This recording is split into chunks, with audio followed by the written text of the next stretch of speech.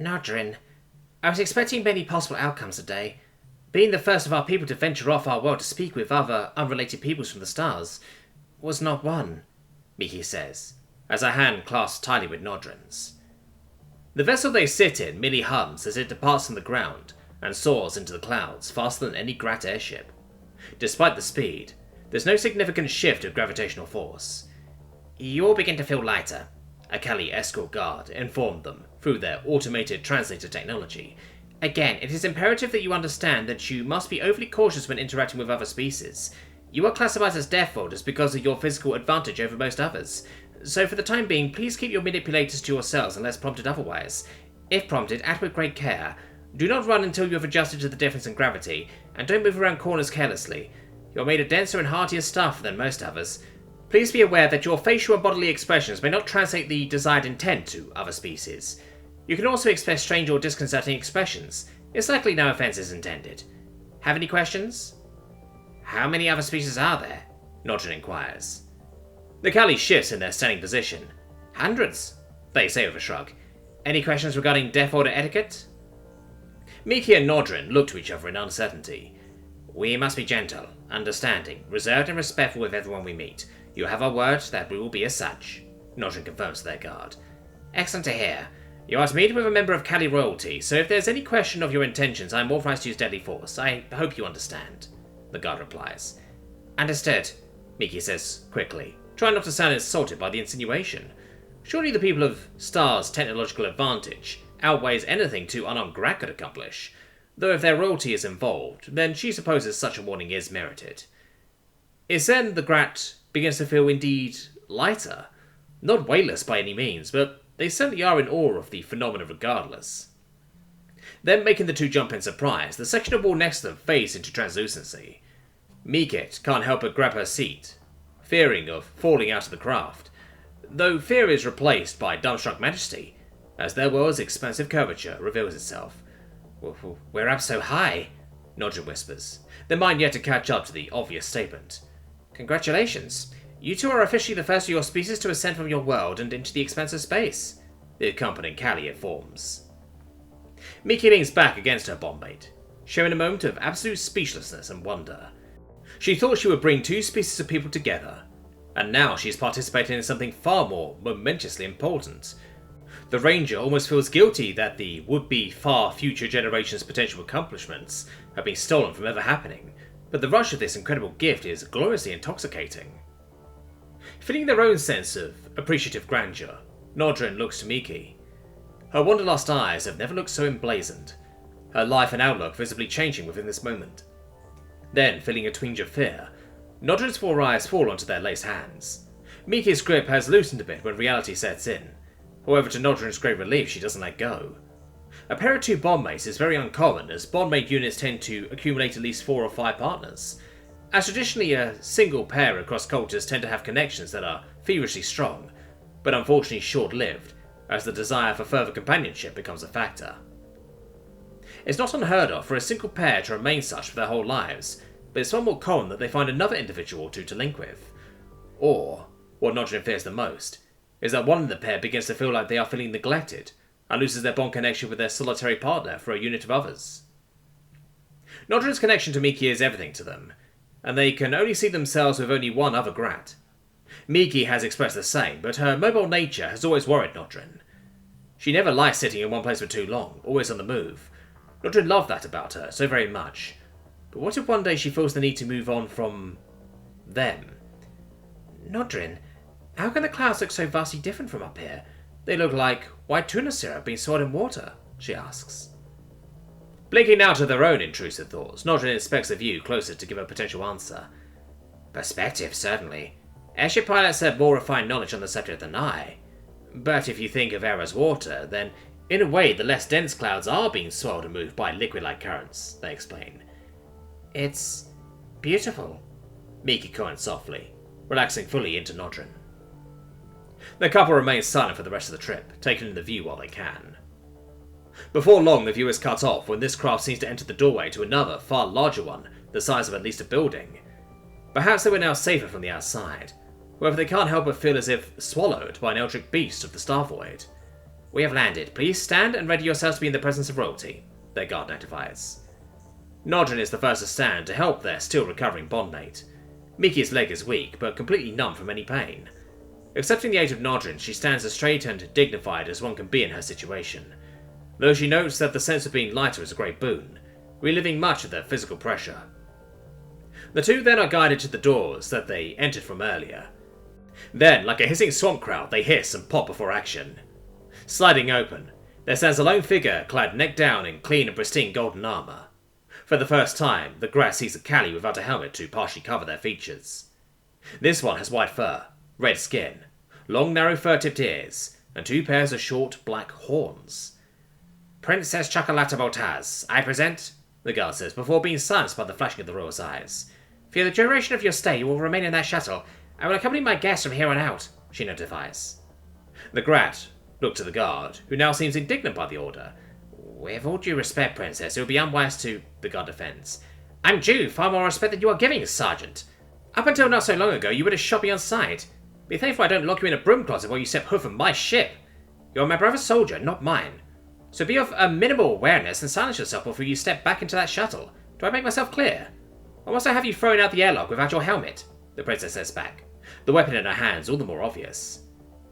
Though clearly not taking kindly to this, the guard relents and steps back without another word, allowing the 2 Grat to hesitantly pass by. The prince seemed at least cordial, but this princess held an aura of untrustful hostility. Still, all the more reason to not offend her. The door reseals behind the two, and they respectfully bow. We are humbled by your presence, your majesty, Nodrin says first. Follow me, please, the princess hurriedly replies, already moving. The Grat accepts the request, trying to keep up as they take in the fascinating space they find themselves in. Despite the size, everything is of a pure bluish metal. Surely if the Grat even attempted to recreate a representation of this place, it would cost more than the village's collective wealth tenfold. That's even before large doors separate, revealing even more to this flying metallic palace. They are taken to a wide walkway, but as the doors close, the princess sharply turns to face the two. Oh, I sincerely apologize for that. My relationship with my brother's forces are still dubious. It's a long story, but regardless, I welcome you to my home. May I please have the pleasure of knowing your names? She chirps in a much more friendly and downright pleasant tone. Taking an awkward moment to adjust to this, the Grats look to one another, gauging on who to speak up. I see. Thank you, your majesty. My name is Miki, and this is my bondmate Nodrin, the female Grat says, bowing again out of a bit of panic. Welcome, Miki. Welcome, Nodrin. It is an honor to meet you. I know this must all be quite a lot to process. I promise you not only safety here, but we will be as accommodating as possible. I hope our translators are communicating clearly enough, the princess assures, before scratching the sides of her head with her strange lower limbs. Yes. Your words have become far more clearer since your kind arrived. Almost fluent, actually, your majesty. Nodrin responds with another bow, following their bondmate's example in case she knew something they didn't. Oh, well that's wonderful. And please, unless if I'm misunderstanding something, there is no need to be formal here.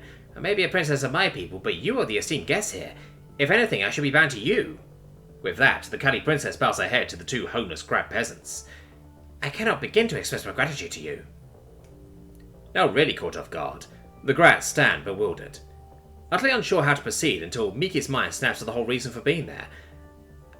Oh, right. That's, Red's Tiaran? Torren? Is she well? Miki asks. Scarily, the Callie's eyes flash in red light again.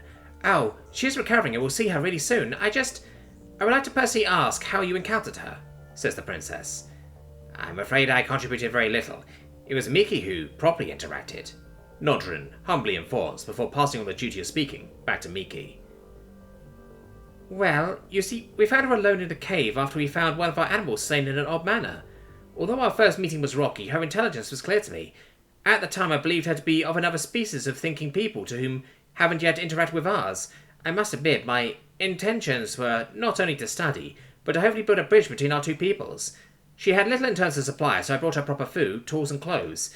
In turn, when another one of her kind discovered me with hostile intent, she helped me. I was injured, however, so I thought it would be worth the risk to have her bring me to the nearby village. Then, well, I suppose the Grat's future has changed forever. If any of the destruction or death is because of me, I would like to apologize, she explains before the Callie princess gently takes hold of her free hand, cupping it. The horror that befell your people? You are completely blameless, I assure you. If anything, you saved one more life from joining those fallen.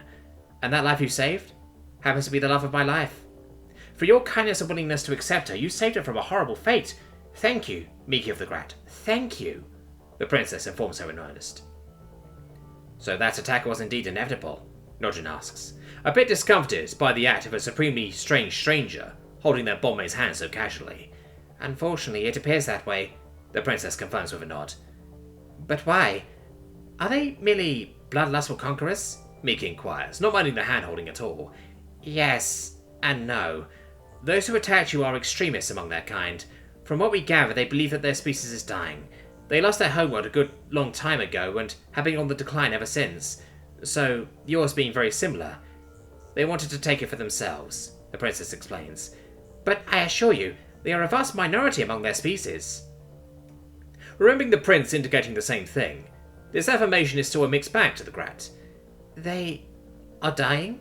Miki asks, having a bit of understanding of the situation, not granting the reason to be justifiable, but certainly understandable. That's their belief, yes, and although their numbers have been on the decline, it's a hotly debated topic on whether it means that they are truly dying, the Kelly clarifies. Would you like to meet Simone now? She's really looking forward to it, she offers. Simone? So, she does have a name, Miki muses. Yes, I very much would. With that, the princess leads the two to a left door that's just as see-through as the walls it's attached to. Before the room opens up, Miki can see the red-furred individual laying back with a silky, brilliantly white sheet up to her chest. When the three enter, the emerald eye catches them quickly. Her red tufts over her eyes lift, as she bares her teeth in a very Grat-like smile. She speaks with her voice nearly gone, but Miki can tell that her words are far more complex and meaningful over the grunts she is used to hearing from her. Thankfully, the following translation presents her barely existing words without trouble. Holy shit. Now that I think about it, you guys really do look like fucking goblins. Hi, she introduces. Miki's insides flutter in excitement, now finally able to have an actual conversation with this individual, who she had countless questions to ask. Hi, is all that Miki's body allows her to say at first, as the two share a simultaneously awkward and meaningful stare. Thanks for the help. I was in a bad way before you came along, the Terran speaks. Right, of course. Thanks for helping my people. I heard you contributed to the defense of the village, Miki replies. I wasn't going to let those arseholes do that shit and stand by.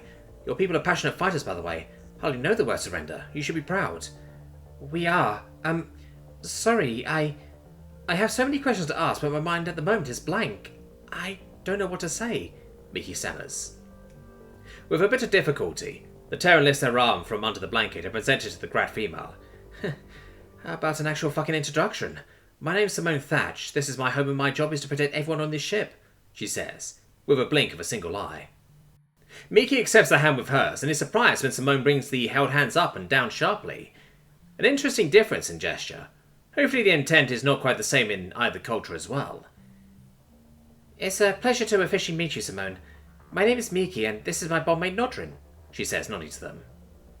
Simone lets go of Miki's hand and holds it shakily to Nodrin, which the Grat is very surprised by. It's a rather forward, if not outright intimate gesture for someone you have yet to even speak to. Nodrin considers the words of the guard and how gestures can mean different things, so they concede and allow the Terran to quickly lift and lower their hand. It's good to meet you. I'm glad you two both still have each other after all that bullshit. It was looking pretty bleak for a while, Simone says with a smile. We remain side by side and plan to remain that way to the very end, but indeed I am thankful we both live. I'd also like to express my appreciation for you for defending our people. Despite the brutal attack, I hope our peoples have a peaceful future ahead, Nodrin replies. I hope so too, Simone says earnestly. I'm just sorry your introduction to us was some of the worst we could fucking offer. They are genuinely the worst fucking piles of shit. Miki chitters a chuckle. You know, when I was imagining your way of speaking, I thought of someone who would be insightful and nobly cliché. With you being such a mysterious creature and all, I'm rather surprised you're actually very vulgar in speech, she notes, very amused. This makes Simone crack up and smirk. Yeah, nah, I'm just some arsehole who got swept up in bullshit. A lot of it, she replies, her head rotating a bit. Really sorry, but the drugs my doc has in me right now are starting to kick in real hard. I wish I could talk more, but I'm going to be out like a light here soon. Again, thank you for coming, and not hunting me like some Frankenstein's monster bullshit. Would have hated to hurt people who were just scared. Yes, we'd best let Simone rest now. She really needs it, the princess agrees, opening the door. Farewell, Simone, Nodrin says as they turn to leave, but halt, seeing Miki stand in place. She turns to both Nodrin and the princess. May I ask something first in private? It won't be long, I promise, she asks the two. The princess is quick to nod and step out, but it takes Nodrin a few moments to willingly let go of Miki's hand and follow the Callie. When it's just Miki and Simone, the Grat approaches much closer than she had ever dared before. What would you like to know? Simone inquires. When the first one was attacking me and you intervened, at first it seemed like you were ready to slay me. Was that the case? And if so, what stopped you? Miki asks in a near whisper, not wanting anyone else to hear. Simone's eyes close, genuinely hoping that this wasn't what was to be asked. She takes a deep breath and answers completely honestly. Yeah, I was about to kill you. Well, that's what I first intended to do. I wanted to do it so that fuck would have brought me to the guy behind all this. I wanted revenge, justice. He was stealing so much from my mind, and I was desperate and furious, and I'm sorry. I'm so sorry. Thank fuck I couldn't actually do it and came to my senses. You needed fucking help and deserved it. They were fucking with my head, but that's no excuse. I'm sorry, the Toad admits. I see. But I still don't understand why you would kill one of your own over another species, Miki presses. Those fucks weren't mine, same species or not. That's not how I see who I consider mine. You showed me kindness when I really needed it, and you had every right to not give it. But you did, and that meant a fuck ton to me. I have no regret seeing that bastard die, Simone tries to explain. Well, I'm thankful that you didn't slay me, and even more so that you helped me, so I forgive you. I just wanted to know. I appreciate your honesty. Yeah. But to be fair, I kind of have a habit of helping ladies with a pretty face from sudden death, so it ain't out of the norm for me, Simone jokes. Is that so? I suppose that's how you bonded with a princess of a different species, Miki giggles. I'll leave you to your rest. Goodbye, Simone Thatch, Miki says, with a respectful bow. Have a good one, and best of luck, Simone farewells as she watches the female Grat leave. Bruh, from my readings, you are like, so hoping Chuck is cool with the idea of an open relationship, Dave teases. Shove your readings up your goddamn motherboard, asshole. I'm a one lady at a time package, and Chuck has this locked down, I assure you. Was just trying to lift up the mood a bit. Jeez, Simone argues in a hollow laugh. Ha, that's not the only thing you want to lift up, David says, before a greasy food tray lazily smacks into his spherical mount. Fuck you, asshole, Simone grumbles with a smile. She really missed Dave, and how the bot knew exactly how to make her feel better. Now, she closes her eyes to rest, in a good mood. Miki meets up with the others as the princess explains the ship. And that's how we travel so fast across such vast distances. I know I may have gone a bit in over explaining the complexities and details of such technology, but I hope I made a little bit of sense, she says. Nodrin's absolutely blank stare remains plastered on their faces as they reply, That was all nonsense and magic. Magic and nonsense. Oh, well, I'm afraid I only know the bare minimum of such technology, but since you asked, I thought I'd give it my best shot. How about now that Miki has joined us, I can introduce you to the others who reside here. There are many, many other species out there, and I believe it will be a worthwhile experience to introduce you to a few. Miki has to hold herself back from jumping in place. Yes, I would very much like to. Nodrin? She looks to her bondmate, who is only now shaking away the existential foreboding in regards to the godlike power this Callie spoke so nonchalant about. Yes, good indeed. Let's do that, they agreed. Well, alright then. Since we're nearby, we will meet with the captain who pilots this vessel. Right this way, the princess guides. As they follow, Nodrin eagerly takes hold of Miki's hand again. This is all so amazing, isn't it? Miki asks them softly. It certainly has expanded the realm of existence, Nodrin replies. They all enter a circular room with a strange seat and someone even stranger sitting in it. They are a legless individual who is pleasantly garbling a pleasant musical tune. Miki, Nodrin, this is our captain, Chucknock. He is a wise man who is as loyal as he is jovial, the princess introduces. The seats spin, showing the very odd fellow to the Grat. Wahaha! Extra jovial! Now that our dear Chief of Security has been returned to us, allow me to greet you to the stars. I wish this momentous event could have been under different circumstances and more widely celebrated. Regardless, I'm certain the Grat will be a fine addition to the universe's community, he says, as his red skin fades to an orange. We hope that's the case as well. Our people are hardly ready for this, but we are a very adaptable folk, Nodrin replies, as they eye the actual magic of glowing light sheets that this individual casually presses on. Ah, good to hear. Although many will be cautious of other terror-like Deathworlders entering the scene, so be wary. Many are quick to distrust, the captain informs. I suppose that makes sense, Nordrin says, unsure of what else to add. What's it like out there, exploring and travelling amongst the stars? Mickey asks boldly. Cuauhtemoc leans in, giving the Grat a look over. You have the spirit of an explorer, eh? He says. I've earned the title of Ranger, so absolutely, Mickey answers. Well, a single world can have a bounty of glorious discoveries, but among the stars, anything is possible and is truly endless, Cuauhtemoc tells the young explorer. Amazing, Mickey whispers, her breath taken by such a prospect. Truly, Nordrin agrees, seeing the sheer wonder on Mickey's face. Are you a Deathworlder? How can we tell who is and who isn't? By the Starsnip! Ha ha ha ha! Cuauhtemoc responds, completely humorously. The captain is a Trumpel, a generally peaceful but calculating species. They hail from a planet that has a higher gravitational force than average, but they evolve to avoid rather than confront. A new voice speaks up.